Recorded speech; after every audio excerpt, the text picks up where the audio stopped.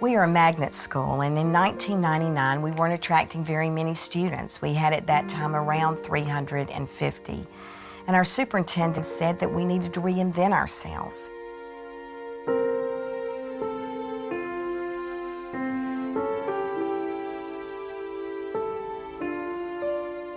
We went to key stakeholders and said, what is it that you want for this community?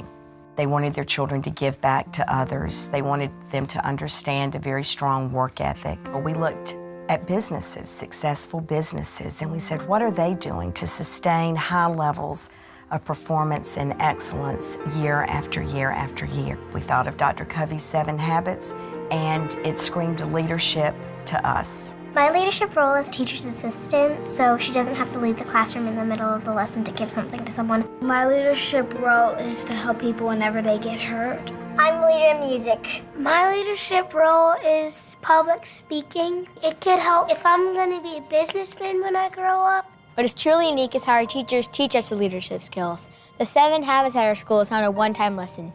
It is part of everything we do. I can take any book off of my classroom library shelf and analyze and discuss the 7 habits with the students. When we start off at the beginning of the year, we have to start off talking about, what constitutes synergy in science class, because we do a lot of group work. We begin with the end in mind as the students use their own personal fitness data from year to year to help them set goals and then to track their progress as they work to achieve a personal best. Each student has their own data notebook, and in their notebook they keep track of their goals as well as their academic progress. My personal goal is to get better at playing the piano. My academic goal is to do better in multiplication. My academic goal is to write 3 stories. When I came here, it was a drastic change. I had an interview with teachers for about an hour, and after which I had an interview with students for the same amount of time. And it blew my mind that the students' questions were significantly harder than the teachers' questions. They knew exactly what they were looking for. By giving them those opportunities, they're experiencing firsthand what it will be like one day when they're sitting on the opposite side of the table. At a lot of other schools, you don't have all these opportunities, and you don't have a leadership base. No one teaches you these great qualities that we learn here. I came to this school a couple of years ago. I felt more confident in doing things. I felt more confident in my schoolwork, and all the support here made my grades go up. One day I was running late for chorus practice, and when I arrived, one of the students, Anissa, had already organized the chorus and was leading them in warm-ups. And she did the whole thing on her own without me or without any direction from an adult. It's a language that we all share.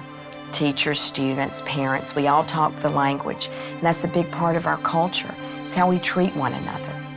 10 years ago, only 67% of our students were passing the end of grade test. Now we have reached 95% of our students passing the end of grade test. 10 years ago, we had only 350 students. Now we have over 850 students, with 200 more wanting to get in.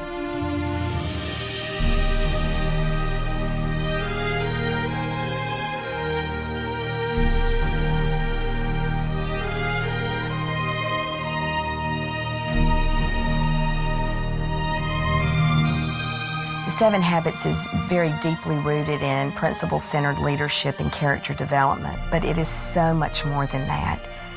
We embed character and leadership development in everything we do. It's not a flavor of the month. It's just how we do business here.